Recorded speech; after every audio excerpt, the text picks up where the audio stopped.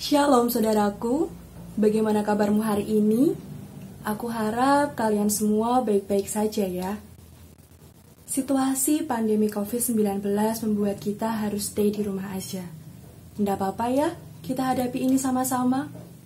Dan bersama-sama kita mengimani bahwa Tuhan tak akan pernah tinggal diam dan pandemi ini akan segera berakhir. Saudaraku, saat ini kita masih dalam masa Paskah. Dan di dalam video ini, beberapa teman-teman remaja, pemuda, dan keluarga muda rindu untuk menyembah Tuhan dan memuji namanya bersama-sama. Nanti juga akan ada sharing dari Kak Iyo Messenger Jogja. Meskipun kita tidak bisa berjumpa secara langsung, kami harap video ini dapat memberkati saudara sekalian. Saya mengajak saudara sekalian untuk mengambil waktu teduh sejenak. Kita mau merasakan hadirat Tuhan saat ini. Biarlah ini menjadi waktu pribadimu bersama dengan Tuhan. Rasakan dan alami Tuhan secara pribadi. Kita mau lebih dalam menyembah Tuhan saat ini. Dan bersama-sama kita katakan, sungguh besar setiamu. Besar setiamu, nyata di sepanjang hidupku. Darahmu telah layakan kehidupanku.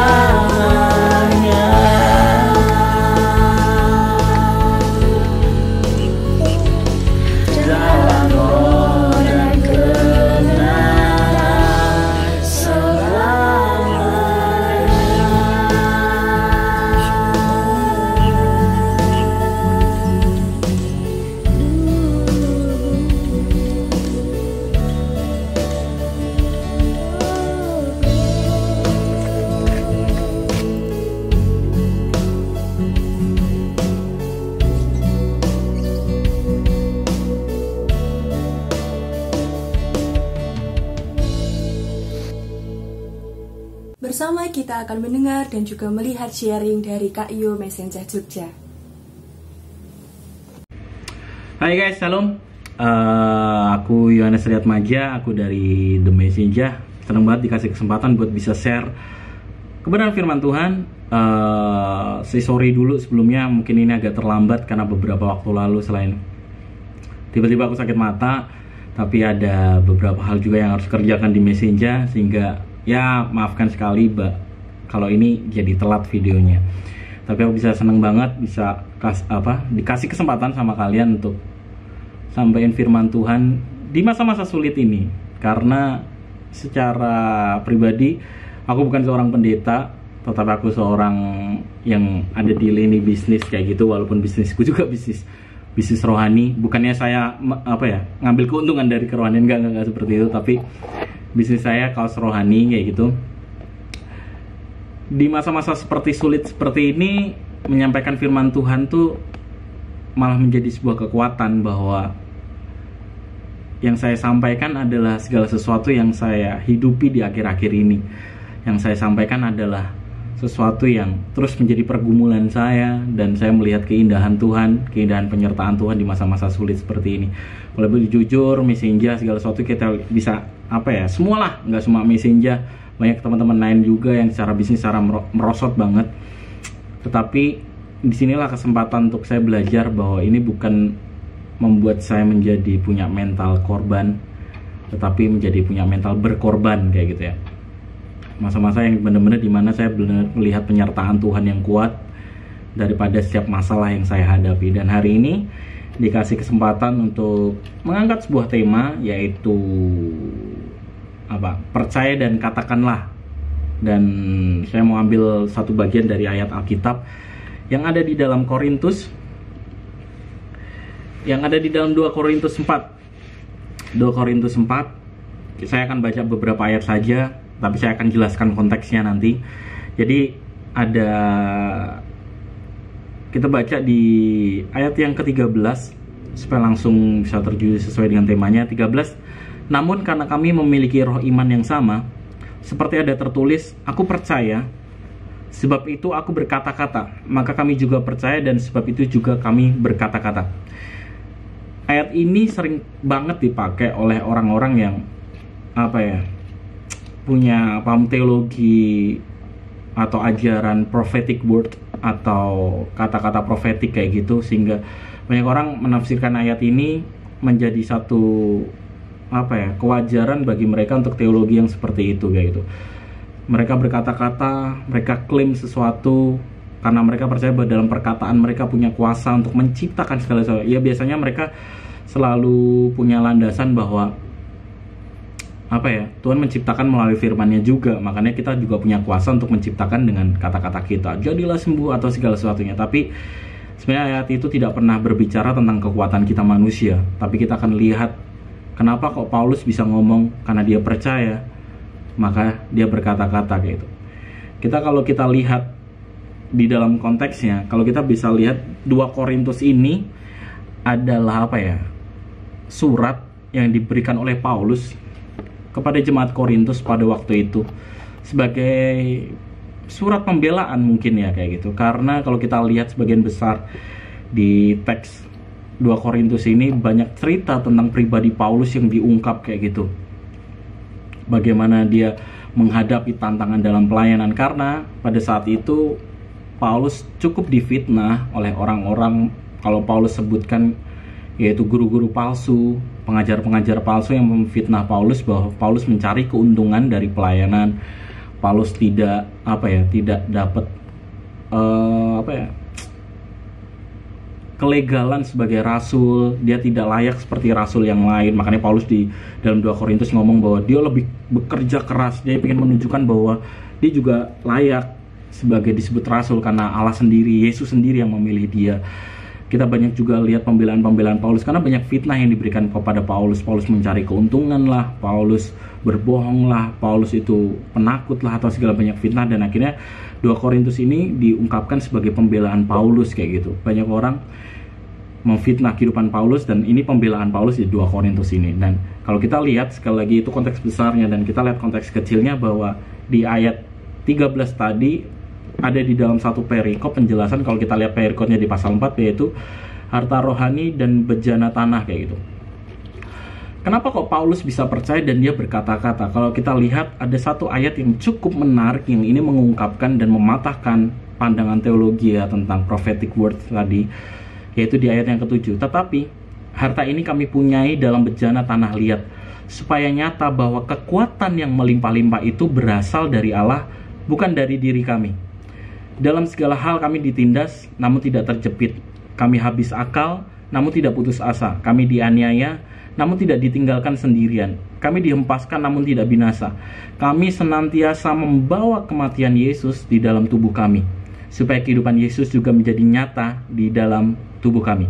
Sebab kami yang masih hidup ini terus-terus diserahkan kepada maut, karena Yesus, supaya juga hidup Yesus menjadi nyata di dalam tubuh kami yang fana ini.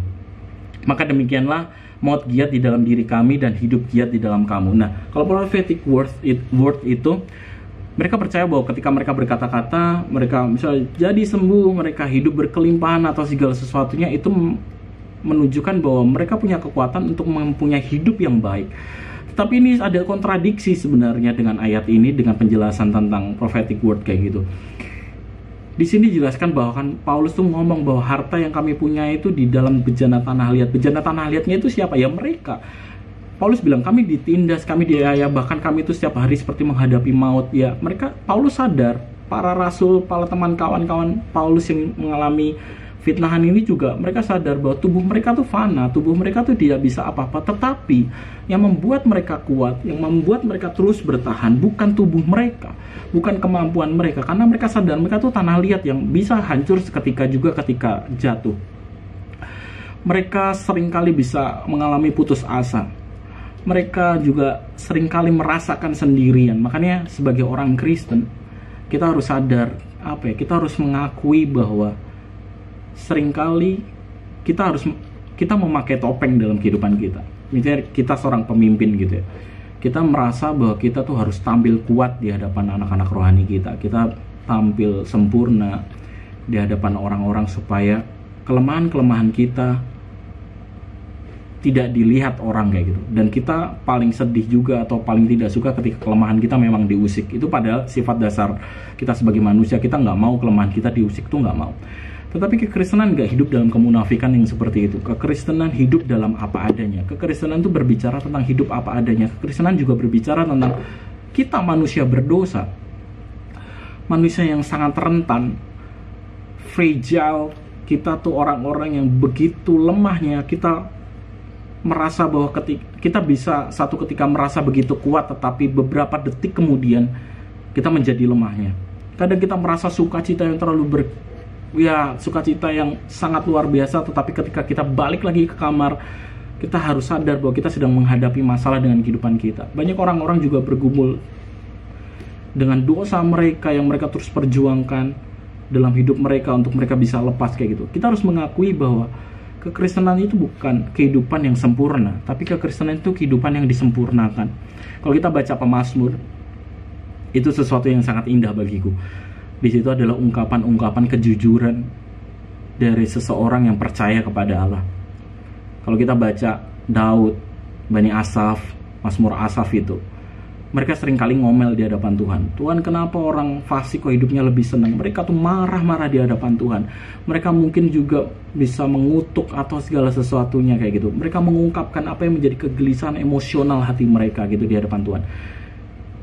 Alkitab mengajarkan gitu, tetapi seringkali kita diajarkan untuk nggak boleh datang sama Tuhan dengan keluh kesah. No. Bagiku Allah menerima kita apa adanya. Tetapi kita juga harus belajar dari Mazmur. Walaupun di awal mereka penuh dengan keluh kesah, mereka jujur tentang kefragilan mereka jujur tentang kelemahan mereka, tetapi di akhir mereka selalu ada perkataan bahwa Tuhan menyertai mereka, Tuhan yang menguatkan mereka, segala sesuatu yang Tuhan lakukan itu baik, kemuliaan bagi Tuhan, Tuhan yang ada di tempat maha tinggi, segala pemujaan kembali tetap kepada Tuhan. Itu kekristenan.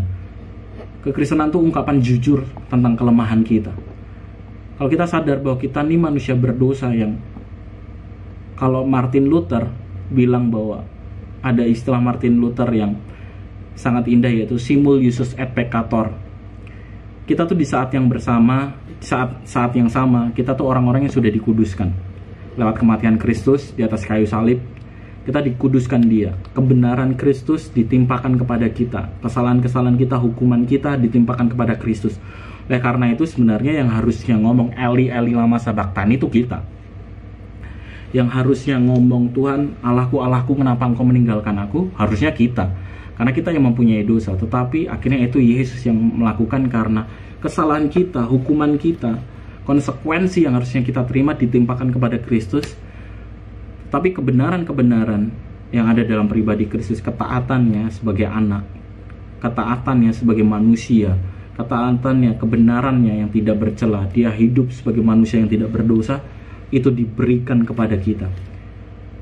Sehingga kita bisa ngomong, Allah itu menjadi Bapa kita. Yesus nggak pernah ngomong tentang, Yesus tidak pernah menyebut Allahnya dengan kata Allah. Dia selalu menyebut Allahnya dengan kata Bapa, karena relasi yang begitu eratnya. Namun pada saat yang sama, pada waktu itu Yesus rela menyebut Bapanya sebagai Allah. Dan bukannya menyebut Bapa sebagai Allah, dia merasakan keterpisahan dari pribadi yang selama ini tidak pernah dia berpisah kayak gitu. Dia selalu erat dengan Bapa, tetapi pada saat itu, makanya di Taman Getsemani itu adalah cicipan yang mengerikan yang Yesus rasakan. Makanya Yesus bilang waktu dia ada di Taman Getsemani, waktu dia mau masuk Taman Getsemani bersama 3 muridnya yang akhirnya nanti tidur tuh, Yesus bilang, aku ketakutan, seperti mau mati rasanya. Ada kegentaran yang begitu kuat, ada cicipan murka Allah, karena cawan itu kan menggambarkan murka gitu. Kalau kita baca Wahyu kan cawan Allah yang keberapa itu murka Allah kayak gitu. Dan Yesus merasakan murka itu. Yesus mencicipi sedikit murka itu kayak gitu. Dan dia begitu ketakutannya. Yesus bukan takut dia mengalami siksaan. Yesus bukan takut dia akan disalib atau dipaku. Tapi Yesus begitu ketakutan ketika dia mengalami keterpisahan, tragedi yang sangat mengerikan sepanjang sejarah umat manusia. Itu bukan genocide Nazi dengan Yahudi. Bukan saya mengecilkan hal ini ya, tapi tragedi yang paling terbesar di umat manusia itu bukan peperangan atau apapun, tapi tragedi terbesar umat manusia, yaitu Sang Anak Allah mengalami keterpisahan dengan Bapanya, yang harusnya kita yang tanggung, tetapi dia yang menanggungnya. Itu tragedi. Dan Yesus mencicipi di Taman Getsemani sehingga dia ngomong, aku seperti takut, seperti mau mati rasanya. Sehingga waktu dia berdoa, peluhnya berubah menjadi darah, karena itu stres besar. Kalau anak-anak kedokteran pasti ngerti, kalau ada tekanan yang besar, pembuluh darah di kepala itu bisa pecah kayak gitu. Dan Yesus mengalami itu, dan Yesus menerima itu hanya demi kita, menanggung dosa kita, kelemahan-kelemahan kita yang harusnya kita rasakan. Dan itulah kehidupan kekristenan. Kita harus sadar, Martin Luther tadi bilang simul ius et peccator. Di saat yang sama dia membenarkan kita lewat kematian Kristus, tapi di saat yang sama pula kita ini masih manusia berdosa, yang masih punya nature dosa, yang masih harus terus kita perjuangkan tiap hari. Siapa yang di sini kita bisa ngomong waktu kita terima Tuhan dan kita tidak bisa berbuat dosa lagi? Saya berkali-kali jatuh bangun dalam dosa, walaupun saya sudah mengenal Allah, walaupun saya sudah sekolah Alkitab, tapi terus jatuh bangun dalam dosa. Saya harus berjuang dengan karakter-karakter saya yang seringkali masih muncul, karakter keras. Saya paling gak bisa itu sabar waktu ada di jalan seringkali. Saya bisa marah kalau misalnya ada 2 orang naik motor gitu bersamaan. Saya selalu pastikan selalu akan bisa ada di tengah-tengah mereka dan klakson motor keras-keras, dan saya bisa ngomel keras-keras kayak gitu. Itu pergumulan hari-hari saya tiap hari gitu. Banyak karakter-karakter yang terus saya harus perjuangkan kayak gitu. Tetapi itulah kehidupan kita. Oleh karena itu kita harus datang kepada Allah tuh dengan apa adanya. Dan Paulus dalam ayat ini mengakui hal itu gitu. Kefragilan dia, keringkihan, ketidakmampuan dia sebagai manusia yang seringkali, bahkan dalam Roma pun kita dapat membaca tulisan Paulus, dia ngomong, aku tuh menginginkan yang baik, tetapi hal buruklah yang aku lakukan kayak gitu. Banyak hal yang dalam kita menjadi pergumulan-pergumulan pribadi kita sebagai manusia berdosa. But kita tahu bahwa kekuatan kita, akhirnya kita sadar bahwa kekuatan kita bukan daripada diri kita. Kekuatan kita bukan karena kemampuan kita, kepintaran kita. Kemampuan kita, kebisaan kita dalam ini bukan karena apa yang ada dalam diri kita. Kalau teman-teman sadar, COVID ini mengungkapkan realita kita sebagai manusia. Corona, kasus COVID-19 ini mengungkapkan siapa kita manusia di hadapan Tuhan. Kita mau sembunyi di mana? Kita mau berlindung pada apa? Tahun 2019 lalu, karena saya ada di dunia bisnis, orang tuh memprediksi di tahun 2020 itu sektor bisnis yang paling akan berjaya adalah sektor pariwisata. Kalau kita tahu juga di 2019 Pak Jokowi memang ngangkat Wisnu Tama sebagai Menteri Pariwisata kayak gitu, karena ya diakui oleh para ahli ekonom bahwa sektor yang paling berkembang nanti di tahun 2020 dan paling berjaya adalah sektor pariwisata. Dan itu jadi percakapan di lingkungan kami juga, para pebisnis kayak gitu. Tapi menginjak tahun 2020, kita bisa lihat sampai sekarang yang paling sangat terpukul adalah sektor pariwisata juga. Prediksi ahli ekonomi segala sesuatu tiba-tiba hancur dan seperti uap, hilang begitu saja. Banyak hal yang terjadi di tahun 2020 ini mengungkapkan siapa kita, yang manusia yang tidak bisa bergantung pada apapun yang menjadi kekuatan kita kecuali kepada Allah saja. Kita mau sembunyi dari COVID seperti apa? Katanya COVID bisa dihindari dengan kebersihan, menjaga kebersihan, cuci tangan, atau ya hidup bersih kayak gitu. Tapi nyatanya Italia atau negara-negara Eropa yang terkenal dengan kebersihannya juga akhirnya terserang, dan Italia cukup besar. Ada juga bilang kalau COVID ini bisa kalah dengan panasnya matahari, suhu yang sangat-sangat panas kayak gitu. Tapi kita juga lihat bahwa Iran termasuk negara yang paling mengalami dampak penularan yang cukup hebat. Kita di awal tahun 2020 kita udah dengar COVID, tiba-tiba orang Indonesia ngomong kan, COVID bakal malu, bakal pakewuh gitu, sama masuk angin, sama pilek, mencret kayak gitu, diare kayak gitu. Tapi ternyata kita juga nggak luput dari hal itu, dan kita mengalami sesuatu yang cukup mengkhawatirkan untuk bangsa kita sendiri kayak gitu. Dan memang benar-benar COVID ini mengungkapkan siapa kita manusia, yang adalah orang-orang yang tidak pernah bisa mampu bertahan dengan kemampuannya diri sendiri. Masalah terbesar aja bagi hidup kita nggak bisa menyelesaikan kayak gitu, apalagi masalah-masalah kecil yang lain gitu. Masalah utama kita, masalah dosa aja kita nggak bisa menyelesaikannya. Oleh karena itu kenapa kok Allah harus turun jadi manusia? Karena kita tidak pernah bisa menyelesaikan masalah kita. Allah harus turun tangan untuk menyelesaikan masalah kita yang satu, masalah terbesar yang satu kita ini. Mengungkapkan siapa kita, dan Paulus menyadari hal itu. Oleh karena itu Paulus tidak pernah bergantung pada kekuatannya. Kalau kita baca bagian yang lain, Paulus pun mengungkapkan bahwa ketika dalam saat lemahlah kuasa Allah semakin sempurna. Paulus mengakui kerentanannya. Dan di saat yang sama ini juga kita harus bisa belajar mengakui kerentanan kita, sehingga kita melihat bahwa ada harta yang paling berharga. Ada harta yang paling mulia yang kita miliki, yaitu pribadi Allah itu sendiri yang ada dalam jiwa kita, ada dalam diri kita. Kita tidak bergantung pada kekuatan kita, karena kita tahu bahwa ada berita, ada Injil, ada kabar baik, ada pribadi Allah yang hadir dalam diri kita, yang menguatkan kehidupan kita. Masalah terbesar kita bukan keuangan, masalah terbesar kita bukan kesehatan. Kalau misalnya masalah terbesar kita, masalah umat manusia ini, masalah kesehatan, mungkin Tuhan datang sebagai dokter. Atau misalnya masalah terbesar kita keuangan, mungkin Tuhan datang sebagai bankir atau konsultan keuangan yang hebat gitu. Tapi Tuhan datang sebagai juru selamat, yang artinya bahwa masalah terbesar kita bukan hal-hal yang itu. Masalah terbesar kita adalah dosa kita, keselamatan kita itu adalah masalah terbesar kita. Dan masalah terbesar kita sudah diselesaikan di atas kayu salib. Oleh karena itu kita merayakan Paskah. Namun dengan Paskah juga kita sadar bahwa ketakutan terbesar kita apa? Ketakutan terbesar kita itu bukan masalah keuangan. Ketakutan kita juga bukan karena kurang makan atau apapun. Ketakutan terbesar kita adalah kematian. Dimana orang-orang selalu takut dengan kematian. Orang-orang selalu ngeri dengan kematian. Tetapi ketakutan terbesar kita pun sudah diselesaikan lewat kisah Paskah, yaitu kubur kosong. dengan Yesus bangkit yang memberikan harapan tentang kehidupan. Jadi sebenarnya masalah terbesar kita sudah diselesaikan di atas kayu salib oleh Kristus, dan ketakutan terbesar kita sudah diselesaikan di kubur kosong oleh Kristus juga. Oleh karena itu kita harus sadar bahwa ketidakmampuan kita menyadarkan kita tentang betapa mulianya Allah. Beda tadi ya dengan orang-orang yang punya teologi prophetic word kayak gitu. Mereka the best your life, kemampuan diri sendiri, mengembangkan diri sendiri. Kita nih berharga, kita nih mulia, kita nih punya kemampuan seperti Allah. No.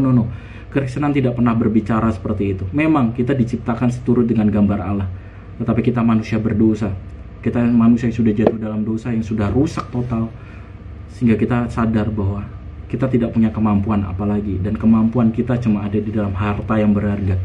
Dan Paulus menggambarkan dengan sesuatu yang indah, yaitu harta yang berharga dibalut oleh bejana tanah liat, yang artinya tidak ada apa-apa. Kita bisa kuat, kita bisa mampu, bukan karena kemampuan kita, tetapi kita sadar bahwa ada Allah, ada kabar baik itu yang menguatkan hidup kita. Ada Injil, yang artinya Allah datang menjadi manusia, menyelesaikan hukuman dosa kita. Dia mati dan dia bangkit di atas kayu salib. Berita Injil harus didengungkan, berita Injil harus dikabarkan, karena ini jawaban bagi setiap makhluk di dunia. Penebusan, lahir baru oleh karya Roh Kudus, ini harus diberitakan, karena ini kebenaran yang menguatkan kehidupan kita. Dan kemudian Paulus juga ngomong bahwa karena aku percaya, ini yang membuat Paulus percaya. Paulus percaya bukan karena kemampuannya, Paulus percaya karena tanah liatnya. Paulus percaya bukan karena tanah liatnya, tapi Paulus percaya karena ada harta yang berharga di dalam dirinya yang adalah tanah liat itu. Lalu Paulus bukan cuma percaya, tapi dia dikatakan bahwa oleh karena itu, sebab itu kami juga berkata-kata. Kalau kita lihat Paulus, dia sudah difitnah, dia sudah dianiaya, dia sudah ditindas, dikatakan apa ya tadi ya? Dalam segala hal kami ditindas, namun tidak terjepit. Kami habis akal, namun tidak putus asa. Kami dianiaya, namun tidak ditinggalkan. Sendirian, kami dihempaskan, namun tidak binasa. Kami senantiasa membawa kematian.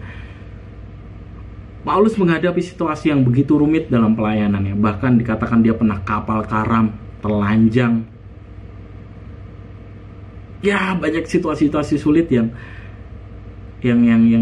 Paulus hadapi. Bukan cuma Paulus, kalau kita sering baca cerita tentang misionaris yang mereka benar-benar dihukum mati. Bahkan kalau kita belajar dari murid-murid Kristus, nggak ada murid-murid Kristus yang menikmati hidupnya sampai mati ya gitu. Bahkan Yohanes pun yang dikatakan dia bukan mati martir tapi mati tua, sebelum dia mati dia juga harus menghadapi penggorengan dari pihak Roma kayak gitu. Dia harus digoreng tapi nggak mati. Petrus, kita baca dari literasi yang ada, dia disalibkan juga, tapi pada saat itu Petrus nolak. Dia nggak mau disalibkan seperti Kristus, dan dia memilih disalibkan seperti apa yang dia mau, yaitu dibalik kayak gitu.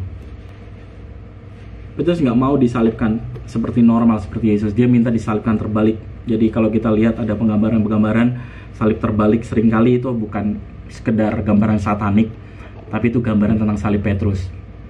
Thomas yang sempat dia menyaksikan dia tidak percaya dengan Yesus kayak gitu, kebangkitan Yesus. Pada akhir hidupnya dia datang ke India. Dia di sana ditangkap dan dibakar, tapi saat dibakar dia tidak mati, lalu dilemparkan tombak kepada dia. Siapapun muridnya, banyak yang mereka dianiaya. Matius dipaku di tanah, banyak yang ditarik dari 4 sisi kaki, tangan, ditarik kuda dan akhirnya terbelah. Banyak kisah-kisah yang mengerikan. Yakobus dilempar dari bumbungan bait Allah sampai jatuh bawah, belum mati, lalu dipukul kepalanya kayak gitu. Tapi mereka orang-orang yang tetap berkata-kata, dan mereka terus berkata tentang siapa Kristus kayak gitu. Mereka orang-orang yang walaupun mereka di depan mata mereka adalah kematian, tetapi mereka terus berkata-kata. Ada satu kisah yang menarik ketika ada di Rusia gitu, seorang pendeta hamba Tuhan yang sering berkhotbah, lalu akhirnya dia ditangkap oleh pemerintahan Uni Soviet waktu itu. Waktu ditangkap, akhirnya dijebloskan dalam penjara. Dalam penjara Dia berkhotbah tentang siapa Kristus, yang adalah juru selamat, Allah yang jadi manusia, lalu mati, lalu bangkit untuk hidup kita. Lalu dia ketahuan sama sipir, kepala penjara. Akhirnya dia tangkap kembali, dia diseret keluar dari selnya, dia dihajar habis-habisan sampai dikatakan kakinya tuh patah kayak gitu. Lalu dijebloskan lagi ke dalam sel. Dan apa yang dia katakan? Dia bilang sama teman-temannya dalam satu sel tadi, dia bilang, ayo kembali lanjutkan. Saya akan lanjutkan khotbah saya lagi. Gila kayak gitu. Dan mereka terus berkata-kata karena mereka tahu mereka percaya gitu. Mereka mengalami Allah sendiri gitu. Percaya kita tuh bukan percaya yang sekedar kita pengetahuan tentang Allah, tetapi kita mengalami Allah sendiri. Pengenalan akan Allah itu bukan hanya sekedar knowledge, pengetahuan kita, tapi benar-benar kita mengalami Allah secara pribadi. Dan para murid ini, bahkan Rasul Paulus sendiri pun yang menulis surat ini, kematiannya adalah dengan dia dipenggal di zaman Kaisar Nero di Roma waktu itu. Tapi pada akhir hayat mereka semua orang-orang ini, mereka tetap bersaksi tentang siapa Yesus. Itu menjadi refleksi bagi kita. Kenapa seringkali kita takut? Bahkan mungkin kita nggak ngalami aniaya seperti mereka, tetapi mungkin kita nggak mengalami kematian yang mengerikan di depan mata kita seperti mereka. Tapi kenapa kita pun sulit untuk menceritakan siapa Yesus kepada orang-orang banyak di luar sana? Kita seakan-akan malu gitu. Jawabannya ya satu, kita belum melihat harta yang berharga itu di dalam diri kita. Kalau kita belum melihat bahwa pribadi Kristus, pribadi Allah ini menjadi sesuatu yang berharga dalam diri kita, kita nggak mungkin menjadi orang percaya, dan kita pasti tidak akan pernah berkata-kata. Karena ini masalahnya, kita tidak akan pernah berkata-kata, kita tidak akan pernah menceritakan apa yang tidak kita anggap berharga. Misalnya kita punya pacar dan itu cantik banget kayak gitu, atau ganteng banget, atau begitu baik banget, kita pasti langsung ember sama teman-teman kita, dan kita akan, oh pacarku tuh baik banget kayak gini-gini. Kita jadi bucin tiba-tiba kayak gitu, di-upload di TikTok, semua sosial media kita, foto profilnya adalah mungkin pasangan kita kayak gitu. Ya karena kita menganggap pasangan kita berharga, atau kita punya suatu barang lah kayak gitu. Apa misalnya HP kita, atau ya zaman sekarang ada sepeda lipat misalnya kayak gitu berharga, kita pasti akan dikit-dikit foto dikit Allah apa sih kita dikit-dikit foto, pasti kita akan membanggakan dan menceritakan. Begitu juga dengan pengenalan kita akan Allah. Kalau kita belum mengenal Allah kita belum mengerti siapa pribadi Allah dalam kehidupan kita, ya tidak kaget, pasti kita tidak akan pernah berkata-kata. Pertanyaannya bagi kita, refleksi bagi kita semua, apakah kita sudah seperti pemazmur Bani Asaf bilang bahwa Engkaulah bagianku di bumi dan di surga, hanya Engkau yang kumiliki, hanya Engkau yang kumiliki, hanya Engkau yang satu-satunya menjadi sesuatu yang berharga bagi hidupku. Kalau kita bisa punya pengertian seperti itu, dan kita bisa melihat bahwa harta paling berharga ini sudah ada dalam diri kita, mulut ini nggak akan pernah berhenti untuk menceritakan pribadi Kristus. Kita bukan lagi menceritakan tentang kesaksian hidup kita. Yang perlu kita ceritakan adalah Injil.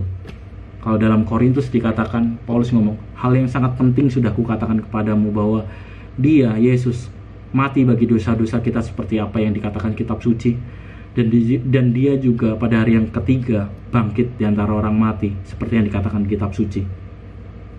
Injil itu bukan berbicara tentang kesaksian hidup kita. Injil itu berbicara tentang pribadi ini yang mau mati bagi kita. Dan itu patut didengar dan sangat layak dan dibutuhkan didengar oleh umat manusia ini. Kita yang sudah mengalami, kita yang sudah punya pengertian ini, haruslah menjadi kewajiban. Bukan sekedar kewajiban, tetapi kegairahan hidup kita, passion hidup kita untuk menceritakan bahwa ada Allah yang mau mati bagi kita. Bahkan di saat-saat seperti ini, di saat COVID-19 ini, banyak orang tidak punya harapan, sudah gelap mata, mereka tidak tahu berapa lama lagi virus ini akan selesai, berapa lama pandemik ini akan berakhir gitu. Mereka tidak punya harapan-harapan lagi tentang dunia ini. Marilah ini menjadi kesempatan bagi kita untuk kita menceritakan tentang pribadi Allah yang luar biasa ini, yang mau mati bagi kita, yang begitu peduli, yang mau menyelesaikan masalah utama dan ketakutan terbesar hidup kita. Dan harapanku buat teman-teman semua, Kita harus belajar melihat bahwa Allah adalah satu-satunya pribadi yang berharga bagi kehidupan kita. Ketika kita melihat bahwa diri kita adalah bejana tanah liat dan kita memiliki harta yang begitu berharga, yang pertama, apapun yang kita hadapi, kita akan bisa melewatinya karena kita tahu bahwa Dia menyertai hidup kita. Dia Allah yang sanggup menyelesaikan apapun. Namun yang kedua juga, kita dapat bercerita, kita bisa bersaksi tentang pribadinya dimanapun kita berada, dimanapun situasinya dan apapun situasinya. Seperti Paulus berkata kepada Timotius, siap sedialah dalam segala waktu untuk menceritakan Injil yang menjadi pengharapanmu. Petrus juga mengatakan kita harus bersiap sedia mempertanggungjawabkan iman kita dengan rasa hormat dan takut dan gentar ya. Teman-teman, biarlah ini menjadi kekuatan bagi kita di tengah situasi yang sulit ini, dan biarlah pengharapan kita tetap ada di dalam hanya di dalam pribadi Kristus. Tuhan Yesus memberkati.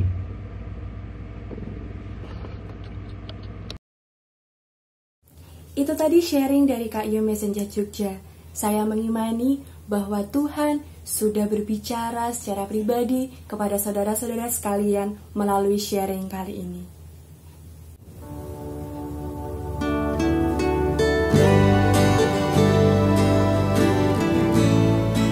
Saya yakin dan percaya bahwa kita punya cerita hidup bersama dengan Tuhan yang berbeda satu dengan yang lain. Namun satu hal yang pasti, Tuhan kita itu adalah Tuhan yang sungguh baik. Tidak ada yang bisa kami lakukan untuk membalas kasih-Mu Tuhan. Inilah segenap hidup kami. Inilah hati kami yang rindu untuk semakin dekat kepada Engkau. Dan kami sangat bersyukur memiliki Allah yang seperti Engkau.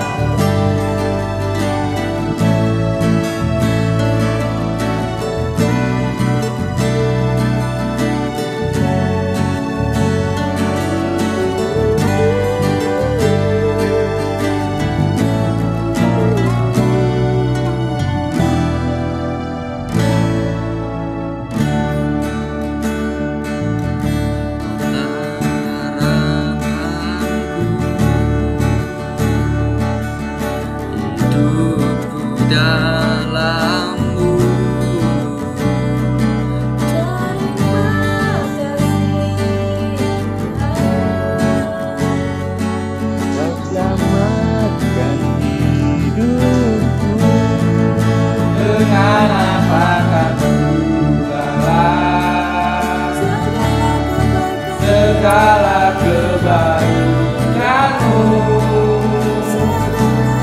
segala kali